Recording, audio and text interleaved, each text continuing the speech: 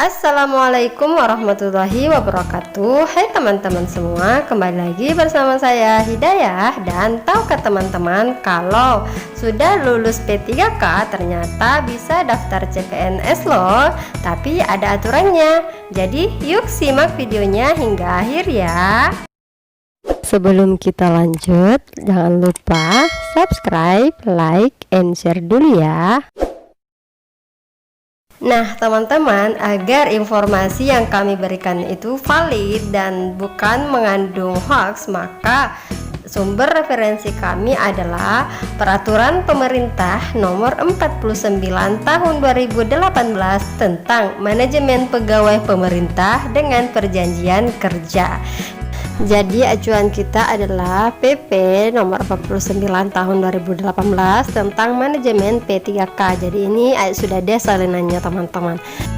Salah satu yang banyak dipertanyakan oleh teman-teman calon pendaftar P3K adalah ketika sudah lulus P3K, bisakah daftar CPNS?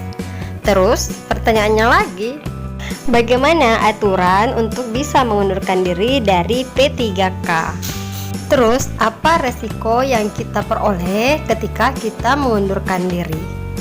Terus, pertanyaan terakhirnya adalah kapan waktu yang pas untuk mengundurkan diri dari P3K? Apakah pada saat sebelum mendaftar CPNS atau pada saat sudah lulus dari CPNS?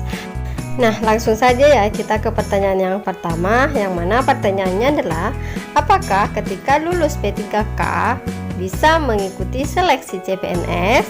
Jadi jawabannya adalah, jadi ini hasil diskusi Kemendikbud bersama dengan pemerintah daerah teman-teman. Jawabannya adalah bahwasannya bisa ya. Jadi kalau teman-teman sudah lulus P3K lantas ingin mengikuti seleksi CPNS, maka itu bisa asal memenuhi persyaratan sesuai ketentuan peraturan perundangan, termasuk umur di bawah 35 tahun untuk diangkat menjadi PNS dan tidak boleh berstatus sebagai P3K. Artinya ketika teman-teman ingin mengikuti seleksi CPNS berarti harus mengundurkan diri dulu dari P3K. Nah, yang ini termasuk pertanyaan yang kedua tadi teman-teman, yaitu apa aturan untuk bisa mengundurkan diri dari P3K. Oke, untuk menjawab pertanyaan ini langsung saja kita ke PP nomor 49 tahun 2018. Tepatnya ada di pasal 53 teman-teman, yakni dikatakan pada bab 9 ini tentang pemutusan hubungan perjanjian kerja. Pasal 53 poin pertama bahwa pemutusan hubungan perjanjian kerja P3K dilakukan dengan hormat karena yang pertama, jangka waktu perjanjian kerja berakhir, bagian B, meninggal dunia, C, atas permintaan sendiri, D, perampingan organisasi atau kebijakan pemerintah yang mengakibatkan pengurangan P3K, atau bagian E, tidak cakap jasmani dan atau rohani sehingga tidak dapat menjalankan tugas dan kewajiban sesuai perjanjian kerja yang disepakati. Pada ayat berikutnya dikatakan bahwa pemutusan hubungan perjanjian kerja dilakukan dengan hormat tidak atas permintaan sendiri karena dihukum penjara berdasarkan putusan pengadilan yang telah memperoleh kekuatan hukum tetap karena melakukan tindak pidana dengan pidana penjara paling singkat 2 tahun dan tindak pidana tersebut dilakukan dengan tidak berencana. Yang kedua adalah melakukan pelanggaran disiplin P3K tingkat berat atau C, tidak memenuhi target kinerja yang telah disepakati sesuai dengan perjanjian kerja. Jadi perlu teman-teman ketahui bahwasanya ada beberapa alasan pemutusan hubungan perjanjian kerja ya teman-teman. Salah satunya tadi karena meninggal dunia atas permintaan sendiri, ada juga pemutusan hubungan kerja dengan hormat tapi tidak atas permintaan sendiri, dan beberapa alasan pemutusan hubungan kerja. Jadi pemutusan hubungan kerja itu tidak serta-merta diputuskan. Jadi untuk teman-teman calon pendaftar P3K jangan khawatir ya dengan masa perjanjian kerja kita. Oke, langsung saja kita masuk ke pasal yang membahas tentang pemutusan hubungan perjanjian kerja karena atas permintaan sendiri. Pasal 56 ayat pertama bahwa P3K yang mengajukan permintaan pemutusan hubungan perjanjian kerja diputus hubungan perjanjian kerjanya dengan hormat sebagai P3K. Kemudian di pasal kedua menyatakan permintaan pemutusan hubungan perjanjian kerja sebagaimana dimaksud pada ayat pertama dapat disetujui atau ditunda sampai dengan jangka waktu perjanjian kerja berakhir. Jadi katanya pemutusan kerja itu teman-teman bisa saja ditunda ya hingga masa kerja atau masa perjanjian kita berakhir.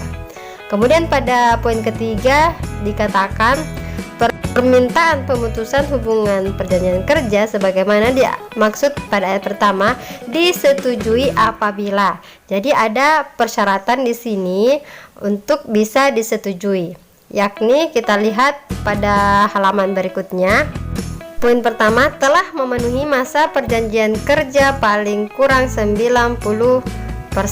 Kemudian B, telah memenuhi target kinerja paling kurang 90%. Jadi pemutusan hubungan kerja dapat disetujui apabila masa kerja kita sudah memenuhi 90% teman-teman. Kalau misalkan 1 tahun dikali 90%, maka hasilnya 10,8, berarti sekitar 10 bulanan kita aktif bekerja dalam 1 tahun itu.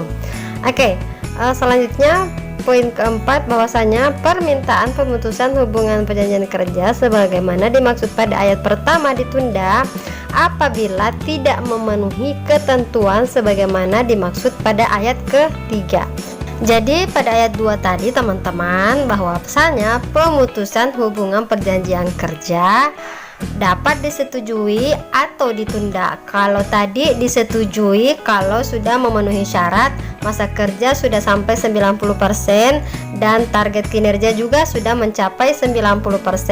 Kemudian perjanjian kerja bisa ditunda ya. Ini perjanjian kerja atas permintaan sendiri bisa ditunda apabila tidak memenuhi ketentuan sebagaimana dimaksud pada ayat 3. Jadi tadi di perjanjian hubungan kerja bisa saja ditunda kalau masa perjanjian kerja tidak mencapai 90% dan target kinerja tidak mencapai juga 90%. Ini perjanjian kerja bisa ditunda teman-teman. Nah, poin selanjutnya ayat kelima dijelaskan bahwa apabila yang bersangkutan tidak mematuhi penundaan sebagaimana dimaksud pada ayat keempat, maka P3K dikenakan pemutusan hubungan perjanjian kerja dengan hormat tidak atas permintaan sendiri. Oke, jadi kalau teman-teman tidak mematuhi penundaan sebagaimana dimaksud pada ayat keempat tadi ya teman-teman, maka kita termasuk mengundurkan dirinya itu dengan hormat tapi tidak atas permintaan sendiri. Nah, ini ada konsekuensinya teman-teman. Kalau kita memilih pemutusan hubungan perjanjian kerja dengan hormat atas permintaan sendiri dan memilih pemutusan kerja dengan hormat tidak atas permintaan sendiri, ini ada konsekuensi atau ada dampak yang kita dapatkan. Oke, kita lanjut dulu ya pada poin ke-6. Pada poin ke-6 dikatakan P3K yang dikenakan pemutusan hubungan perjanjian kerja dengan hormat atas permintaan sendiri diberikan hak sesuai dengan ketentuan peraturan perundang-undangan dan masih dapat melamar sebagai P3K. Sementara pada poin ke-7 dikatakan P3K yang dikenakan pemutusan hubungan perjanjian kerja dengan hormat tidak atas permintaan sendiri diberikan hak sesuai dengan ketentuan peraturan perundang-undangan dan tidak dapat melamar sebagai P3K lagi. Oke, bisa dibedakan ya teman-teman. Tadi dikatakan bahwa P3K yang memutuskan hubungan perjanjian kerja dengan hormat atas permintaan sendiri, maka dampaknya adalah itu dampak positif ya teman-teman, tetap bisa melamar sebagai P3K. Sementara teman-teman P3K yang memutuskan perjanjian kerja dengan hormat tidak atas permintaan sendiri, maka dampaknya adalah tidak lagi dapat melamar P3K seperti itu. Jadi jika ingin aman ya teman-teman, kita memilihnya memutuskan hubungan perjanjian kerja atas permintaan sendiri. Tapi tadi ada persyaratannya, jika ingin memutuskan hubungan perjanjian kerja dengan hormat atas permintaan sendiri, maka tentunya masa kerja harus mencapai 90% dan target kinerja juga harus mencapai 90%. Karena kalau tidak mencapai sekian persen, maka perjanjian kerja kita akan ditunda. Oke, seperti itu teman-teman. Tetapi jika teman-teman ingin memutuskan hubungan kerja karena lulus CPNS, maka tentunya tidak perlu memutuskan hubungan kerja atas permintaan sendiri ya. Kita cukup memutuskan hubungan kerja tidak atas permintaan sendiri, karena kan teman-teman sudah lulus CPNS, kan tidak perlu lagi daftar P3K. Oke, seperti itu. Kalau begitu kita ke pertanyaan berikutnya tadi teman-teman, yaitu apa dampak ketika mengundurkan diri? Oke, kalau yang ini tadi sudah terjawab ya teman-teman, bahwasanya ketika kita mengundurkan diri dengan hormat atas permintaan sendiri, maka dampaknya itu positif karena kita masih bisa mendaftar P3K. Kemudian dampak yang kita peroleh ketika kita mengundurkan diri dengan hormat tidak atas permintaan sendiri, maka dampaknya itu kita tidak lagi bisa mendaftarkan diri sebagai P3K. Oke, jelas ya teman-teman. Nah, oke, pertanyaan yang terakhir adalah kapan waktu yang tepat untuk mengundurkan diri? Apakah sebelum daftar CPNS atau pada saat sudah lulus CPNS? Oke, nah kalau saya pribadi teman-teman, karena hasil diskusi Kemendikbud ya, dikatakan hasil diskusi Kemendikbud dengan pemerintah daerah dikatakan bahwa guru P3K itu bisa mengikuti seleksi CPNS. Oke, jadi guru P3K bisa mengikuti seleksi CPNS. Itu artinya meskipun status kita sebagai P3K masih tetap bisa mendaftar CPNS. Jadi jangan dulu mengundurkan diri teman-teman sebelum kita lulus CPNS. Jadi baiknya teman-teman mengundurkan diri dari P3K pada saat sudah ada pengumuman bahwa teman-teman sudah lulus CPNS. Karena yang menjadi persyaratan atau yang menjadi ketentuan dari pemerintah adalah bahwasanya bisa mendaftar PNS asal memenuhi persyaratan sesuai ketentuan perundang-undangan, termasuk umur di bawah 35 tahun, dan untuk diangkat menjadi PNS maka tidak boleh berstatus sebagai P3K. Sebelum diangkat PNS, teman-teman harus mengundurkan diri. Jadi mengundurkan diri dari P3K pada saat sudah ada pengumuman kelulusan CPNS, teman-teman sudah menerima pengumuman bahwa teman-teman lulus menjadi CPNS ya. Jadi ceritanya pada saat teman-teman pengurusan berkas teman-teman seperti itu ya. Jadi kesimpulannya adalah kapan waktu yang tepat untuk mengundurkan diri dari P3K, yaitu tadi pada saat sudah ada pengumuman kelulusan CPNS-nya teman-teman.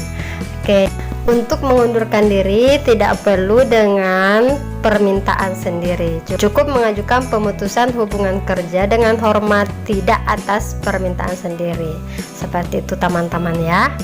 Oke, jadi semoga informasi ini bermanfaat untuk teman-teman, dan sekian dulu untuk video hari ini. Jangan lupa subscribe, like, and share video ini. Terima kasih dan sampai jumpa pada video kami berikutnya. Assalamualaikum warahmatullahi wabarakatuh.